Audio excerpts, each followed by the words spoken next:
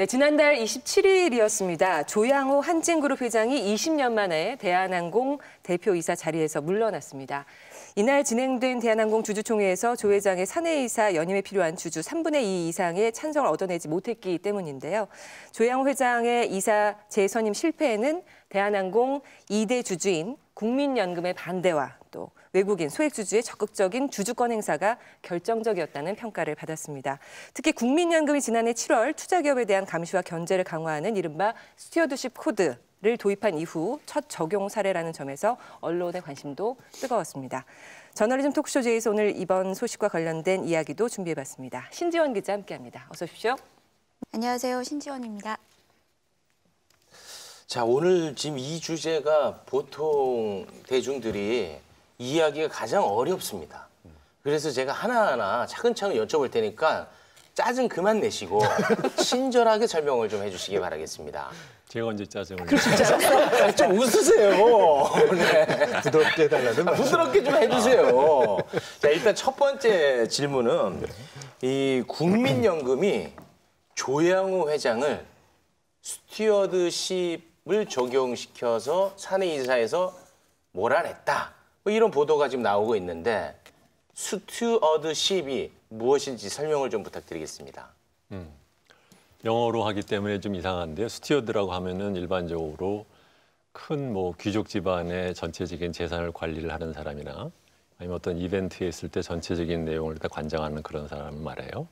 그러니까 스튜어드십 코드라는 걸 그런 사람이 하듯이 우리가 이제 기관한테 그 연금한테 돈을 맡기면 그 사람들이 우리의 돈을 맡아서 운영을 하는데 과연 그 사람들이 돈을 맡긴 사람들의 이해를 위해서 충분히 일을 하느냐 거기에 대해서 이런 식으로까지는 해야 된다라고 해서 스튜어드로서 이 정도는 해야 된다는 그 코드라는 것을 행동 규정을 만든 것이 2010년에 영국에서 만들었고 네, 그것이 이제 다른 나라에 이제 퍼지면서 우리나라도 시작은 2014년부터 이제 시작이 되었어요. 박근혜 정권에서 이것이 시작이 된 겁니다. 그래서 한 3년에 걸쳐서 준비를 해서 작년에 최종안을 만들었지만 아까 신 기자가 말씀하셔서 도입했다고 했는데 사실 정확하게 말하면 정부는 스튜어드십 코드의 적용을 유예했어요. 한 2년 정도 자본시장법 관련된 관련된 법규가 좀 더 완비가 되고 난 다음에 본격적으로 시행을 한다. 그렇지만 그 전에라도 그 총수 일가 중에서 뭐 심각한 법법 행위를 했다고 하면 거기에 대해서는 좀 더 우리들이 적극적으로 행동을 하겠다라는 것이거든요. 그리고 두 번째로는 의결권 행사가 스튜어드십 코드가 아닙니다. 의결권 행사는 그 전에도 우리나라에서도 있었고 스튜어드십 코드를 도입하자는 나라들도 기관들이 계속해서 적극적으로 해왔었어요. 아, 그래요? 네. 스튜어드십 코드는 사실은 의결권 행사 또는 적극적인 의결권 행사를 넘어서 평시에 좀 문제가 있으면 경영진이랑 얘기를 해서 이 배당이 너무 낮은 것 같으니까 우리 말하자면 이제 우리는 투표권만 있는 게 아니라 얘기도 좀 하자. 근데 얘기를 할 때 어느 정도의 방법으로 하는 거에 대해서 좀 정리를 합시다라고 해서 만들어 놓은 것이 스튜어드십 코드입니다. 아, 그럼 제 질문이 잘못됐네요. 스튜어드십 코드를 적용시켜서 사내이사에서 몰아냈다는 거는 잘못된 질문이네요. 그렇습니다. 근데 그렇게 말씀을 하실 만한 또 한 게 우리나라 지금 보수 언론들이 다 그런 식으로들 보도를 하기 때문에 이 잘못된 거네. 그렇게 생각을 하는 거죠. 다시 한번 스튜어드십 코드에 대해서 정리를 최욱 씨 스타일로. 제가요? 요점 정도. 그거 제가 못하죠. 그 간단하게 얘기하면 이제 집사 역할을 하는 건데 평소에도 내 돈이 들어가 있으니까 이런 거는 최소한 이런 거 좀 잘못됐다. 이렇게 이제 평소에도 이제 얘기할 수 있다는 거 아니겠습니까? 근데 주인이 돈 맡긴 업체에 가서 집사가 얘기를 하라. 그런 거죠. 그럼 이번에 그 의결권 행사한 거는 스튜어드십 코드가 아니라는 거. 예를 들면 이 충격이네. 대한항공의 조양호 씨에 대한 연임을 반대를 한 것을 시작한 것은 국민연금이 2011년부터 했어요. 그때는 이미 이명박 정권, 이미가 그 당시에는 이제 이게 이명박 정권 시절입니다. 그 이후에 한진칼이나 대한항공에 대해서 지속적으로 기회가 될 때마다, 소위 말해 연임할 때가 될 때마다 지속적으로 국민연금은 반대를 해왔어요. 그러면 스튜어드십 코드 도입 안 했을 때도 했던 거고 심지어 이것은 이명박 정권, 박근혜 정권 때도 했던 겁니다. 이거는 진짜 개인적으로 충격이네요. 일반적으로 의결권 행사는 당연히 해야 되는 최소한의 권리에 해당한다고 볼 수가 있고요. 이건 이미 했어야 되는, 그리고 하고 있었던 거고, 스튜어드십 코드라고 불리는 건 저는 그냥 적극적 관리 또는 뭐 연금 투자의 건전성을 관리하는 뭐 적극적인 어떤 개입 뭐 이런 정도로 보면 좋을 것 같다라는 생각이 드는데, 이거는 일반적으로 이사회나 이런 구조 속에서 전략적인 기업 판단들을 내릴 때 실제로 거기에 관련된 의견 표명들이나 개입들이 일부 있어야 된다라는 쪽에 좀 더 가는 것으로 해석을 해요. 그러니까 현재 지금 이야기는 이미 하고 있고 했어야 될 일들을 마치 대단한 새로운 일인 양 보도를 하고 있는 양상이 되고 있는 거죠. 그러니까 주주로서 어떤 회사의 주주로서 행동을 할 수 있는 데는 크게 보면 세 가지로 나눌 수 있죠. 하나는 뭐냐면 아무것도 안 하고 그냥 사고 팔기만 하는 방법. 두 번째로는 주총에 가서 의결권에 대해서 자기가 투표를 하는 방법. 세 번째는 투표하는 것 플러스 평시에 얘기를 좀 하는 방법. 그런데 우리 같은 소액주주가 가봤자 뭐 상대를 할 수도 없죠. 일일이 다. 그렇지만 큰 돈을 모아놓은 연기금이랑은 평시에 좀 얘기를 하면서 하자. 그렇게 세 가지 단계 중에서 스튜어드십 코드는 세 번째 단계에 해당되는 겁니다. 우리나라는 과거부터 중간 단계에 해당되는 의결권 행사는 해왔습니다. 자, 그럼 또 하나 여쭤보겠습니다. 사내이사에서는 이제 물러나게 되지 않았습니까? 조양호 회장이. 네. 그럼에도 불구하고 경영권은 계속해서 이어가겠다. 네. 이런 얘기를 하는데 이게 뭔 말인지를 모르겠어요. 이번 이 결정으로 뭐가 바뀌는 건지. 여러 차례에 걸쳐서 칼럼에도 그런 얘기를 했는데 상징적인 의미는 있지만 실제적인 의미는 별로 없다. 그래요? 왜냐하면 국민연금이 조양호 씨의 연임에 대해서 과거에 반대를 했던 가장 큰 이유는 과도한 겸임입니다. 이 사람이 계열사를 포함해서 7개 회사에 등기 이사를 하고 2개 회사에 비상임 비등기 이사를 했거든요.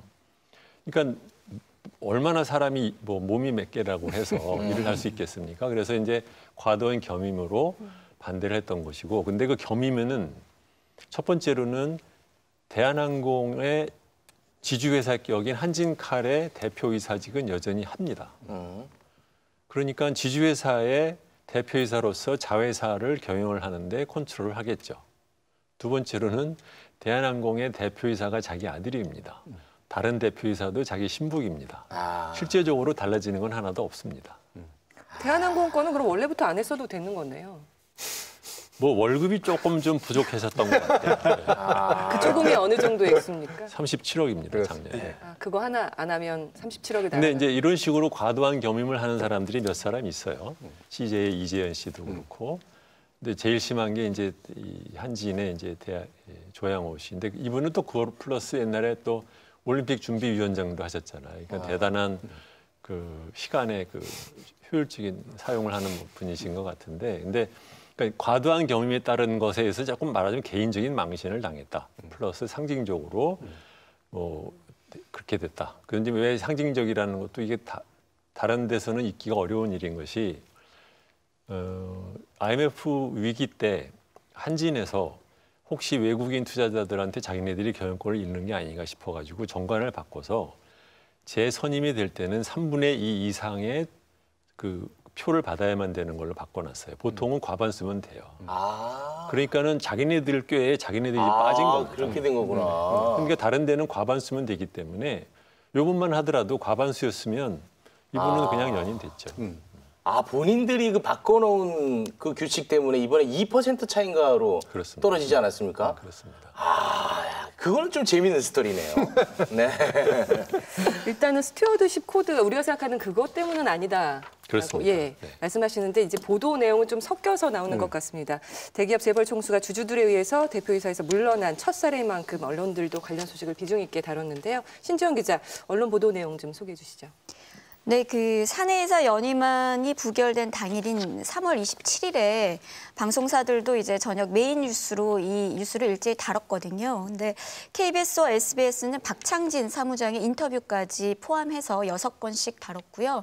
그리고 MBC와 JTBC는 각 8건씩 관련 뉴스를 다뤘는데 JTBC 같은 경우에는 앵커 브리핑, 팩트체크까지 동원해서 이 뉴스를 굉장히 비중 있게 다뤘습니다.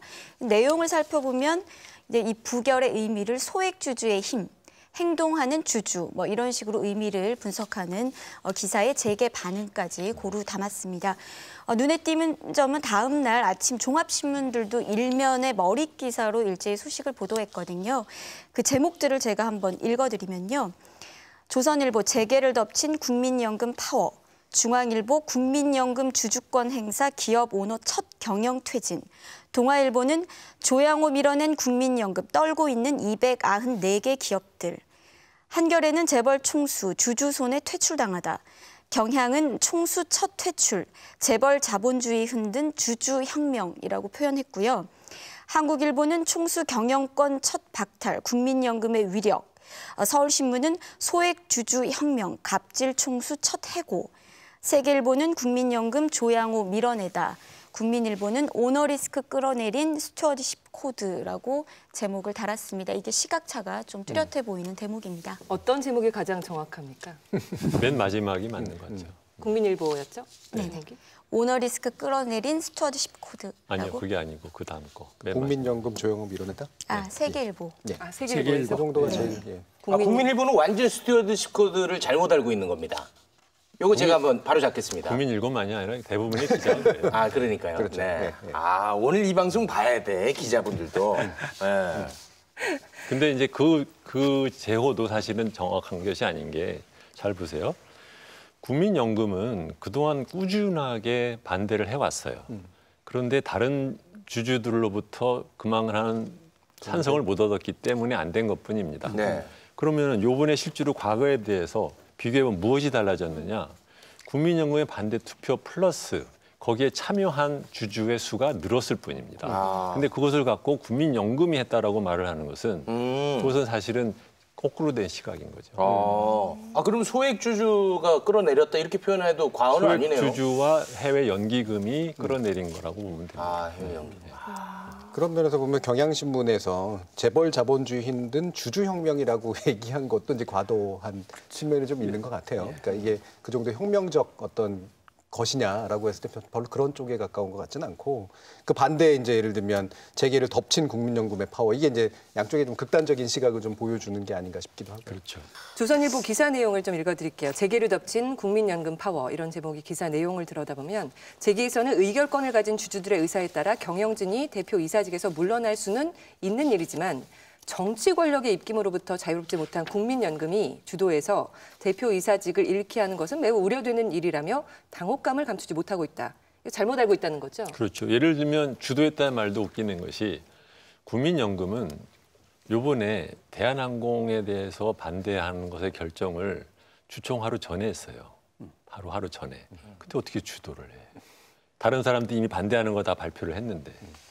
주도했다는 말도 안 된다. 근데 이런 보도가 있더라고요. 원래는 그 당일에 의결권 행사를 하는데 이번에는 국민연금이 미리 입장을 발표해서 그 입장을 보고 소액 주주도 따라갈 수 있었다. 이런 보도를 제가 본 것 같은데 이것도 거짓입니까? 하루 전에 했다는 거죠. 그건 아닌 거죠, 사실. 그것도 거짓이에요? 네. 원래로 한다고 하면 일반적으로 연기금은 자기네들이 주총에 대해서 의견을 갖다 할 거면 보통 빠르면 한 달, 적어도 일주일 전에 미리들 발표를 합니다. 그래요? 네, 그렇기 때문에 우리는 이미 해외 연기금 어디가 반대할 거라는 것을 알고 있었던 것이고 한국은 이번이 도리어 웃긴다고 표현은 좀 이상하지만 역설적으로 과거에 비해서 도리어 이번에 반대를 하는데 훨씬 더 많은 진통을 국민연금이 겪었어요. 옛날에는 수탁자 책임 전문위원회에 맡기지 않고 국민연금 기금운용본부가 독자적으로 반대를 결정을 했었어요. 그래도 했습니다. 그때는 아무 말도 안 했어요. 그때는 거꾸로 조중동을 포함한 많은 언론들이 거수기 노릇하는 국민연금 앞으로 좀 더 열심히 일해야 된다. 이런 식으로 박근혜 정부 때, 이명박 정부 때 하던 사람들인데 막상 문재인 정권 때 하니까 난리가 나는 거죠. 기사 내용 더 읽어드릴게요. 국민연금의 기금운용위원회가 보건복지부 소속이고 위원장을 현직 장관이 맡고 있는 건 우리나라가 유일하다. 국민연금의 민간기업 경영권 관여가 타당한지에 대한 논란도 거세질 전망이다.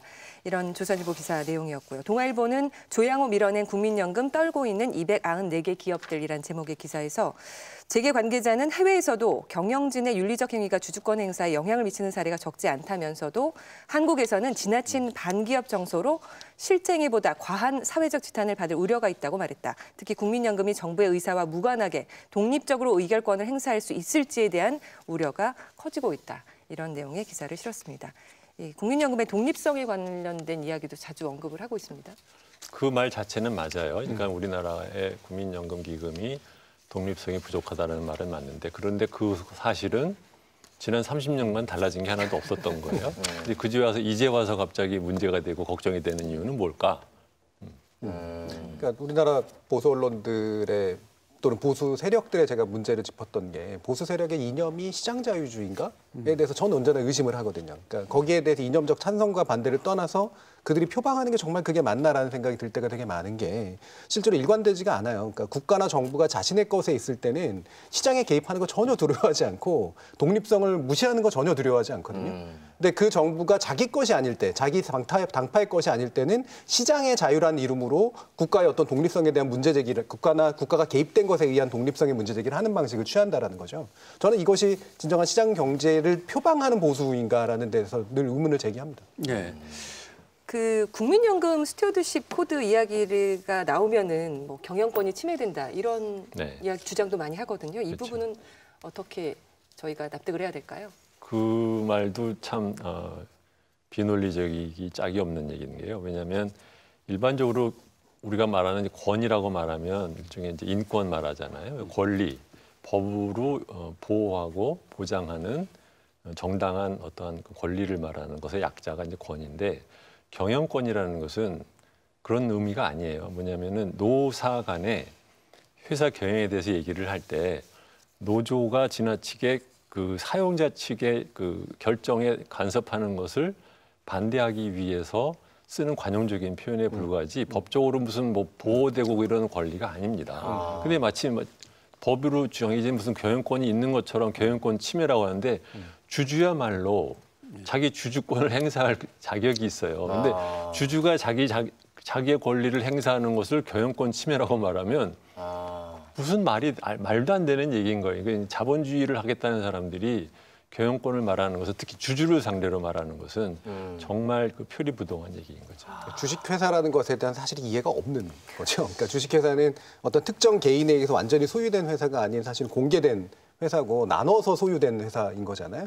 그중에 우리가 흔히 생각하는 총수, 사실은 그중에 일부의 어떤 지배적 주식만을 가지고 모든 것들을 자신의 이해대로 이끌어 나가는 것을 주인의 것이라고 생각하는 의식이, 노예의식이 상당히 많이 들어가 있습니다. 그러니까 그 주인이 대주주가 그 주인으로서 경영권을 행사하는 것이 일단 터치할 수 없는 어떤 영역인 거고 다른 주인들은 자기 주인의 목소리를 내야 되는데 그 부분은 경영권을 침해하는 목소리가 되는 되게 이상한 논리가 만들어지는 거죠. 근데 언론사와 언론사 편집국이 주주의 권리를 보호할 생각을 하지 않고 총수 일가족을 보호하려고 이렇게 적극적으로 나섰다는 거에 대해서 말씀하신 대로 이 나라가 갖고 있는 언론의 기본 이념이 도대체 어디에 가 있는 건지 모르겠습니다. 아무튼 자기와 관련 있는 사람 또 자기의 미래와 관련해서 이익을 보호하는 게 최고다 이렇게만 생각하고 움직인다 이렇게밖에 이해할 수 없는 거죠. 그래서 이제 사회주의라는 그 단어가 많이 보도에서 등장을 하게 되는데요. 노골적으로 재벌 편들게 나서는 그런 보도들이 좀 이어졌습니다. 한국경제 지난달 28일 오면에 연금 사회주의가 현실로 충격 휩싸인 재계라는 제목의 기사를 통해서 전국경제연합회와 한국경영자총협회 등 경영계는 국민연금이 민간 기업의 경영권을 좌우하는 연금 사회주의 우려가 커졌다고 비판했다고 보도했다. 그러면서 국민연금의 주주권 행사가 악용되면 주요 기업의 경영권이 취약해지고 지배 구조가 흔들릴 수 있다. 이렇게 덧붙였습니다. 조선일보는 지난달 28일 사설을 통해서 기업인의 일탈은 관련 형법, 상법 등으로 제재할 수 있다. 국민연금은 정권연금이 아니다. 이런 비판 기사를 실었습니다. 중앙일보는 같은 날 사설을 통해서 전경련은 국민연금이 민간기업의 경영권을 좌지우지하는 연금 사회주의에 대한 시장의 우려가 있는 만큼 보다 신중했어야 하는데 아쉽다는 입장을 냈다고 전하면서 국민연금의 주주권 행사에 대한 자문기구인 수탁자 책임위원회 위원 구성을 두고 다수가 정권 입맛에 맞는 비슷한 성향의 인물이다 보니 사실상 권력이 기업을 압박하는 관제 스튜어드십 아니냐는 뒷말이 나올 수밖에 없다고 비판을 했습니다. 일단 기사 내용 중에 전경련의 입장은 어떻게 그러면 봐야 될까요? 그냥 한 귀로 듣고 한 귀로 흘리는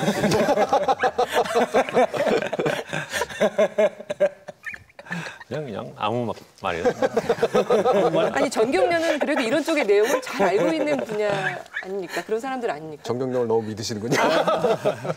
제가 세뇌됐나요? 근데 이게 사회주의라는 단어가 딱 나오는 순간 뭔가 좀 위축되는 경향이 있거든요. 제가 잘못된 건지 모르겠지만 그거를 잘 이렇게 파고드는 것 같아요. 그걸 노리는 거죠. 아, 그걸 노리는 예. 거예요. 아. 그것을 언론이 이제 흔히 노리는 또는 논증에서 흔히 노리는 우물에 독 뿌리기 이제 기법이라고 하는 건데요. 우물에 독을 뿌려요? 우물에 독을 뿌리면 결국은 결과가 어떻게 되냐면 내가 주는 물만 마셔야지 다른 물은 이제 일체 못 마시게 되는 거죠. 사람들이. 지난번에도 내가 얘기했잖아요. 들었어. 알고 있는데 지금 흥을 돋는 거예요. 고마워요. 그래서 결국 사회주의라고 못을 박아버리면 아니 그렇진 않지. 국민연금이 당연히 그렇게 할 수도 있는 일이지라고 나서는 사람은 이미 좌빨이 되는 거죠. 맞아요. 네, 그래서 자기의 반대할 만한 세력들의 언권을 미리 차단하는 거죠. 그러니까 전형적인 우물의 독뿌리기 수법입니다. 이 연금 사회주의라는 말 자체가 얼마나 말이 안 되는 얘기냐면 실제로 연금 사회주의라는 걸로 영어로 펜션 소셜리즘이라고 하는 말인데 써서 구글에서 검색을 해보시면 첫 번째로 나오는 글이 가장 유명한 피터 드러커가 1970년대에 쓴 퍼블릭 인트러스트라는 곳에 쓴 그 글인데요. 그게 뭐냐면은 사회주의란 무엇이냐라고 생각해보면 결국은 노동자가 생산 수단을 소유하게 되는 것이 사회주의다. 그런데 지금 미국에서 연기금이, 그러니까 소위 말하는 노동자의 퇴직금을 위해서 적립하는 돈인 연기금이 미국의 자본시장에서 거의 반 이상을 차지하게 되었다. 그런 면에서 어떻게 보면은 실제적으로 노동자가 자본을 갖게 된 것이니 연금 사회주의라고 할 수 있겠다. 그렇게 말을 한 거예요. 그러니까 말하자면 그 연기금의 그 급속한 성장이라고 하는 사회적인 현상을 사람들한테 이제 설명하기 위해서 쓴 그런 표현에 불과한 것이고, 두 번째로는 이분이 그 말을 하면서 그렇기 때문에 이게 잘못된다라고 말한 적도 한 번도 없어요. 그거보다는 앞으로 연기금의 역할이 중요해지기 때문에 이것을 어떻게 가버넌스를 정할 거냐를 우리가 정책적으로 잘 생각해야 된다라는 얘기를 또 했기 때문에 굉장히 유명해진 글이거든요. 그런 면에서는 어떻게 보면 연금 사회주의의 원조는 미국입니다. 왜냐하면 주식시장에서 연기금 비중이 가장 빨리 큰 나라가 미국이니까. 그러니까 연금 사회주의라는 그 표현이 사실은 그런 뜻이 아닌데 한국에서는 소위 말하면 일종의 이제 레드 컴플렉스를 이용하기 위한 그 말이니까 그 말의 내용은 뭐 알 바 아니고 던지고 보는 거죠. 이게 흔히 태산명동의 서인필이라고 얘기를 하는데 막 엄청나게 큰일 났어 다 무너져 이러는데 알고 보면 쥐 한 마리 지금 움직이고 있는 거예요. 우리나라 국민연금의 규모라든가 실질적인 역량이라고 하는 게 실질적 연금 사회주의에도 당연히 못 미칠 뿐더러 이제 막 조금 정도 가능한 정도의 수준인데 이거 가지고 엄청나게 호들갑을 떨고 있는 거죠. 그것이 바라는 건 사실은 정말 두려운 게 아니라 두렵게 만들고 싶은 거예요. 도리어 결과적으로 보면 미국에서는 연기금의 비중이 커지면서 어떻게 됐냐면은 훨씬 더 기업 경영이 투명해지고 훨씬 더 주주를 위한 경영을 하게 되었고 그렇게 되었거든요. 어떻게 보면 연금 사회주의가 도리어 그 자본주의 사회를 훨씬 더 효율하게 효율적으로 만든 결과를 가져온 거거든요. 지금도 어떻게 보면 우리나라도 그렇게 되는 거죠. 그러니까 소위 그 총수가 앉아가지고 돈 빼먹고 뭐 마음대로 하는 짓을 못하게 하는 것 자체가 우리나라 경제를 효율화하는 데 큰 도움이 되지 않습니까? 그런데 아까 피터 드러커의 이야기를 조선일보는 다르게 적어놨습니다. 예, 말씀하신 것과 그렇죠. 연금 사회주의는 현대 경영학의 아버지 피터 드러커가 1970년대 중반 미국 연금들이 기업 최대 주주로 올라서 경영에 간섭한 것을 비판하며 처음 내놓은 개념이다. 안 읽어보고 하는 아 진짜죠? 무슨 자판기 같으세요? 영어가 조금 길긴 해요. 좀 어렵게 쓰긴 했고 그러니까 아마 뭐 안 읽어봤든 아니면 의도적으로 이렇게 좀 잘못 체계적 오독이라고 생각해요. 체계적. 제대로 읽는 걸 막는 어떤 그 필터가 머릿속에 좀 있고 이게 조금 더 나가면 이렇게 의도까지 이제 되어버리는 그런 상태. 중앙일보 7월 7일 2018년 기사였는데 국민연금은 정권이 아니라 국민의 돈이다. 뭐 이런 제목의 기사. 정부가 국민연금을 동원해 이른바 연금 사회주의를 밀어붙이는 게 아니냐는 괴담이 나돌고 있다. 또 조선일보는 1월 24일자 기사에서 지금 정권이 국민노후 자금 갖고 기업에 개입할 때인가 이런 제목의 기사도 실었고요. 중앙일보에서 또 대통령의 스튜어드십 적극 행사, 과도한 기업 길들이기 될라 이런 제목의 기사를 실었습니다. 이건 어떻게 대통령의 발언이 기업 경영 자율성을 위협하는 과도한 가이드라인이 되는 일은 피해야 한다. 이런 내용이 실려 있거든요. 뭐 하나만한 당연한 얘기죠. 그러니까 사실 제가 토론 프로그램에 안 나가는 이유가 바로 바보 같은 소리 상대하는 얘기를 하기 싫어해서 그래서 안 나가는데, 그러니까 지금 그냥 아무 말 대잔치를 지금 벌이고 있는 거예요. 제가 늘 불만을 갖는 게 그거예요. 정치인들의 발언이 너무 내용이 없어요. 기본적으로 수사만, 레토릭만 남아있거든요. 근데 그건 그나마 정치니까 이해할 수 있는 면이 있는데 우리나라 언론은 정치인들의 수사 이상으로 대단히 수사학적이고 그 안에는 논리나 실체가 없는 경우들이 많아요. 좀 이런 거 같은 경우에도 지금 보면 예전에 자기가 썼던, 불과 몇 년 전에 자기가 썼던 글만 뒤져봐도 되게 못할 얘기일 겁니다. 네. 스튜어드십 코드 이야기를 좀 이제 언급을 더 하죠. 거의 뭐 그것 때문에 그런 건 아니라고 그래서 지금 네. 그런 얘기를 많이 안 했었는데 예전에도 이제 국민연금이 반대를 해왔었고 스튜어드십 코드 때문에 이번에 그렇게 된 건 아니다라고 네. 말씀을 하셨습니다. 그 예전 기사들을 좀 찾아보니까요. 스튜어드십 코드 관련돼서 조선일보나 뭐 이런 보수지들이 굉장히 해야 된다라고 입장을 밝힌 기사들이 눈에 띄더라고요. 예. 실제로 보면 조선일보가 2015년 8월 20일에 대기업 지배구조 견제와 균형이 안 이루어져 한국판 스튜어드십 코드의 도입이 시급하다라고 하는 시급. 너무나 저하고 동의할 수 있는 그런 제목으로 이제 내용의 기사를 썼고요. 실제로 90%의 주주가 소외되고 있다라고 하는 점을 명확하게 지적하면서 이 얘기를 합니다. 조선일보 2016년 10월 20일에 나온 것도 국민연금이 기관 주주권 행사 방침 외면하고 있다라는 그런 식의 말을 쓰면서 이 국민연금이 적극적으로 행동하지 않는 것들에 대한 약간의 질타나 아쉬움 이런 것들을 밝히고 있고요. 그러면서 중앙일보도 비슷한 시기에 2016년 12월 15일에 스튜어드십 코드를 실현시키는 데 앞장서야 된다라고 하는 것들을 굉장히 적극적으로 펼치고 있어요. 이 당시 보수주들이 이렇게 얘기하는 걸 보면서 저는 이들이 가지고 있는 어떤 지향이라고 하는 것이 완벽하게 방임된 그런 식의 이제 뭐 시장 자유주의가 아니라 어느 정도 관리된 시장을 생각하나 보다라고 잠시 방심을 했었는데 이게 불과 한 3년 뒤에 그 정권이 자신과 다른 정권이고 그다음에 국민연금을 움직이는 손이 자신들이 손댈 수 없는 손이라는 판단이 들었을 때 나오는 반응은 너무나 달랐다라는 것이죠. 그런 거죠. 예. 아, 이거는 진짜 조선일보는 항상 조선일보가 반박할 수 있어요. 자주 나와주셔야 돼요. 야, 표정 하나 안 바뀌고 대단하십니다, 정말. 아, 이건 너무 민망하다, 근데. 조선일보 기사 내용 다시 한번 좀 읽어드리면 영국에서 2010년 스튜어드십 코드를 도입했다. 기관이 투자 대상을 상대로 주주권을 적극 행사해 지속 성장에 기여하도록 하는 연기금의 행동 강령이다. 유럽 여러 나라는 물론 말레이시아, 캐나다, 일본도 비슷한 제도를 도입했다. 우리나라도 빨리 도입해야 한다. 연기금 주주권을 제대로 활용하면 우리나라 기업 지배 구조에 변화를 가져올 수 있을 것이다. 조선일보 2016년 10월 20일자 국민연금 기관 주주권 행사 방침 외면.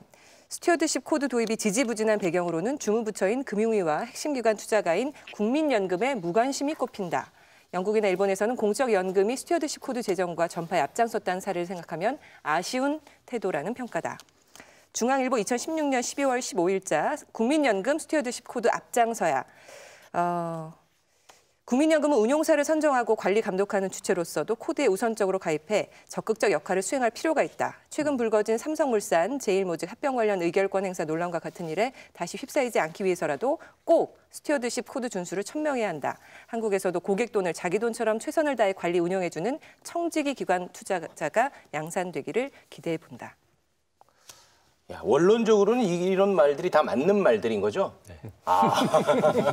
그때가 맞고 지금이 틀린 거죠. 어쩌면 저렇게 맞는 말만 하시는 거예요. 아, 칭찬받아 마땅한 기사군요. 네. 유지가 안 된다는 게 항상 문제고. 아, 민망하다, 민망해. 그러니까 이런 기사를 쓰고 나서 지금 와서 자신의 기억을 온전히 유지하고 있다면 그러니까 이런 연금 사회주의 이런 말을 쓸 게 아니라 말 그대로 우려되는 지점들을 명확하게 하면 돼요. 그러니까 독립성의 부분이 의심이 갈 수 있다라든가 그 독립성을 강화하기 위한 노력. 현재 자기하고 먼 정부기 때문에 거기에 충분히 의심할 수 있거든요. 그러면 그거를 위한 여러 가지 어떤 이야기들을 펼치는 건 저는 무관하다고 생각을 하거든요. 근데 스스로가 자신의 논리를 뒤집어 버린 채 이제 이야기를 끌고 가니까 자기 발등을 찍는 이런 일이 일어나는 거죠. 제 식으로 왜 저런 현상이 있었을까를 저 식으로 생각을 해보면 이런 것 같아요. 뭐냐면 이게 그 당시에 이 스튜어디스 코드의 도입을 금융위원회나 보건복지부나 다 하고 싶어하지 않았어요. 이건 사실은 청와대가 그 당시 박근혜 정부 청와대가 미룬 겁니다. 그런데 이제 말을 안 들으니까 제가 보기에는 박근혜 정부 쪽에서 조선일보나 이런 데다 얘기하고 말 좀 분위기 좀 만들어 달라. 그래가지고 이제 쓴 거예요. 네. 그리고 이제 쓰고 나서 쓸 때도 그러면 같은 얘기를 했을 때 걱정하지 마. 하는 척 하는 거지 실제로 안 할 거잖아. 왜 뭐 우리끼리 아는 뭐 프로끼리 왜 이래. 그렇게 간 거죠. 그런데 이제 막상 진짜 실제적인 위협의 가능성이 커지니까 이제 와서 이제 표변을 하는 거죠. 그러니까 이게 보니까 정파성도 있고 친기업적인 마인드도 있고 한데 이게 어차피 현실화되지 않을 거니까 일단은 뭐 정부 눈치 봐가면서 이런 것도 쓰긴 했지만 내심 또 안전한 마음도 있었고 근데 지금 진짜로 실행되니까 시끄럽게 움직이고 있다 이렇게 되는군요. 그런 거죠. 더 중요한 것은 영국의 경우에는 스튜어디스 코드는 영국의 법에 의거한 것입니다. 한국은 이것이 지금 법의 근거도 없고 감독 규칙에도 없어요. 그냥 거래소 밑에 있는 한국지배구조연구원이라고 하는 곳에서 그냥 추진하는, 이게 어떻게 보면 약간은 사설단체에 불과한 곳에서 만들고 추진하는 걸로 지금 되어 있는 거예요. 그러니까 이거 역시 어떻게 보면 제가 말씀드린 눈 가리고 아웅으로 일하는 척 하려고 했는데 덜컥 정권이 바뀌었네. 그러니까 정권에서 이거 좀 써먹자라고 얘기하니까 그제서야 지금 난리가 나는 거죠. 근데 지금 역시 스튜어디스 코드를 법제화하기 위한 노력 지금 정부도 안 하고 있고 독립성을 강화하자고 하는 노력 맨날 시비는 걸지만 그러면 구체적으로 그걸 하기 위한 법안을 갖다 만들기 위해서 야당에서 뭘 하느냐 안 하고 있고 그러니까 서로들 말장난하는 겁니다. 꼭 있어야 되는 제도라고 보시는 것이죠? 그렇죠. 네. 삼성물산 제일모직 합병 관련 국민연금과의 관련 내용 좀 짚어보죠. 그 당시에 어떻게 보면은 뭐 연금 사회주의라고 비판하는 언론들의 주장대로라면 국민연금이 주주 권한을 행사하는 것에 대해서 적극적으로 반대를 했어야지 맞죠. 하지만 정반대 행보를 보였습니다. 네, 당시에는 이제 외국계 투기 자본이 한국 기업의 이제 경영권을 위협한다라는 어떤 문제를 집중 부각하면서 국민연금이 백기사에 나서야 된다라고 기사들을 쏟아냈습니다. 조선일보의 2015년 7월 8일자 기사를 보면요. 국민연금기금이 제 역할 하려면이라는 이제 기고문을 실었는데 국민연금의 합리적 의결권 행사는 기업 지배구조 선진화와 투자 수익 개선의 촉매제다라고 얘기를 하고 있고요. 조선일보의 2015년 7월 10일자에서는 국내 기업 보호위의 국민연금 백기사 역할론 부상이라고 제목을 달았고요. 내용은 국민연금이 해외 투기 자본의 공세에 맞서 국내 기업의 경영권을 보호하는 백기사 역할을 해야 한다는 주장이 조금씩 고개를 들고 있다라고 기사에 싣고 있습니다. 그리고 중앙일보는요. 2015년 7월 9일에 국민연금 삼성물산 합병 백기사로 나서라 라고 따옴표 안에 제목을 달았고요. 국민연금이 외부 의결권 행사 전문위원회에 합병 찬반 결정을 위임하기보다는 직접 투자위원회를 주도적으로 이번 사안을 결정해야 한다는 지적이다라고 얘기를 하고 있습니다. 또 중앙일보의 7월 10일자 기사는 나라 경제 생각하는 국민연금의 현명한 판단을 기대한다라고 이제 얘기를 하고 있습니다. 후안무치라는 게. 그러니까 이 기사의 논리라고 하는 게 그거잖아요. 그러니까 삼성이 있는데 삼성은 우리나라 기업이야, 우리나라 자본이야. 근데 여기에 어떤 경영권 내지 이런 것들이 침해될 가능성이 높은데 그게 외국 투기 자본이야. 근데 이거를 막으려면 얘네의 힘만으로는 부족해. 그러니까 연기금이 나서줘야 돼. 잘해봐. 이제 이런 식의 이제 논리 구조, 그림과 논리 구조가 만들어져 있는 거죠. 즉 스튜어디스 코드십이나 아니면 이런 것들에 관련된 명백한 자기 철학과 가치에 바탕을 둔 것이 아니라 실제로 상황에 따라서 목적을 정당하기 위한 논리로 선별적으로 가져다 쓰기 때문에 나오는 그런 현상이라는 겁니다. 그러니까 우리나라 미디어가 가장 큰 문제가 대부분의 미디어가 이제 그 코프릿 미디어, 이게 기업이잖아요. 그러다 보니까 이제 쓰는 기사라는 게 결국은 광고주의 눈치를 보거나 아니면 사주의 눈치를 보는 그런 쪽으로 쓰고 있고 그렇기 때문에 사실은 그만큼 이제 어떻게 보면 공영방송의 역할이 중요한데 공영방송마저도 이제 정권 눈치를 보게 되면 그다음부터 이제 국민은 이제 믿고 맡길 데가 없는 거죠. 이제 그런 문제가 이런 사건에서 아주 극명하게 드러나는 겁니다. 결국 가장 연금 사회주의라는 용어를 내걸고 지금의 사태를 오도하고 있는 이제 조선일보 같은 경우 내막을 들여다보면 조선일보가 특수관계에 있는 TV조선의 9.7%의 지분을 갖고 있는 곳이 바로 대한항공입니다. 그러니까 자기네들에 대한 아주 중요한 TV조선을 놓고 보자면 3대 주주인데 중요한 투자자의 이익을 보호하려는 거죠. 근데 그 투자자의 이익을 보호한다는 것은 결국 그 반대급부가 뭐냐? 그건 광고나 협찬, 돈이 들어온다는 얘기가 아니냐라고 하는 건데 내밀한 얘기를 참 말씀드리기가 어렵지만 하세요 그냥. 과거에는 기업을 상대로 해서 언론이 돈을 받아내는 방식이 일단 두들긴 다음에 제발 멈춰주세요 하면은 좀 갖고 와봐. 뭐 이런 스타일이었단 말이죠. 어느 순간에는 안 두들길 테니까 좀 빨리 갖고 오지. 그다음에 이제 와서는 우리가 편들어주고 있잖아. 좀 주시지. 그래서 어떻게 보면 점점 비굴하면서도 점점 자발적이고 능동적으로 유착돼 가는 그런 관계가 한눈에 보이는 거죠. 벌써 총수의 뭐 경영권 보호한답시고 나서는 것부터 시작을 해서 어떨 때는 또 뭐를 도입해라, 어떨 때는 뭐를 막아주겠다 하면서 먼저 알아서 기면서 어떻게든 잔푼이라도 얻어내려는 언론의 아주 뭐랄까 씁쓸한 자화상이 여기에 그냥 보이는 거죠. 이런 식의 뉴스를 전문으로 하는 데다가 자본을 실는 투자 결정을 내리는 건 돈 벌 것 같아서 하는 게 아니거든요. 일종의 안전판입니다. 보험이죠. 보험이죠. 이거는 되게 비자본주의적 투자 방식이에요.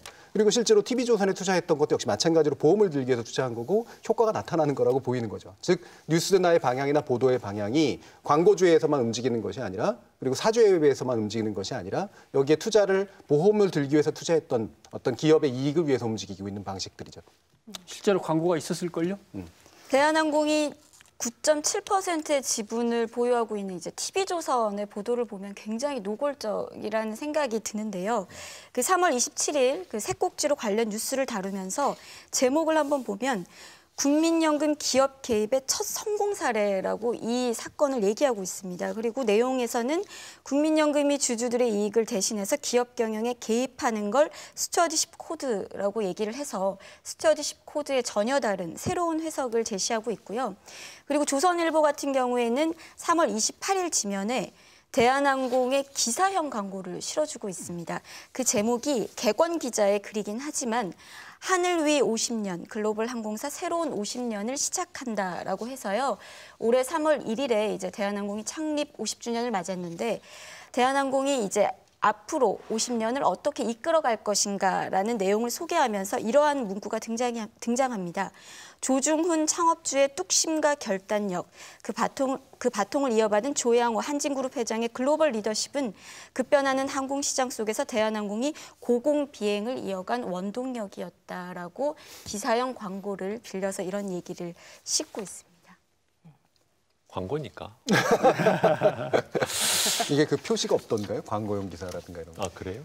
트래블러 객원 기자라고 그렇죠. 해서 이게, 이제 이거는 광고인 사실은- 건 알 수 있지만 이게 광고라고 다른 건 아니거든요. 그렇기 때문에 사실 문제 소지가 있는 그런 겁니다. 문유선 트래블러 객원 기자. 네네. 그 밑에는 아예 여행 상품까지 소개하는 기사도 있어요. 코카소스 뭐 해가지고 환진 관광에 문의하라고 돼 있습니다.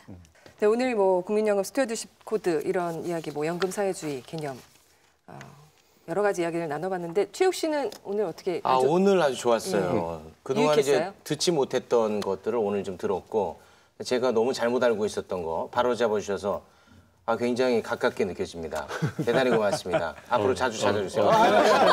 괜히 그러시는 거 다 왜 그러십니까?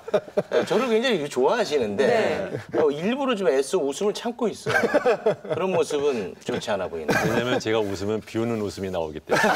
비웃는 웃음이 나와서. 아니 해맑아요. 끝까지. 좋아요. 네. 아니 평소 방송 보시면서 최욱 씨에 대한 어떤 경계심 같은 게 있으셨던 것 같아요? 아니요. 그러진 않으셨어요? 웃기기 위해서 웃긴다 그런 느낌은 좀 있었죠. 비싼 거죠? 최악 아닙니까? 자연스럽지가 않았네. 그저 밥벌이를 그런 식으로 하면 안 됩니다. 그거. 지금 잘 나오고 있잖아요.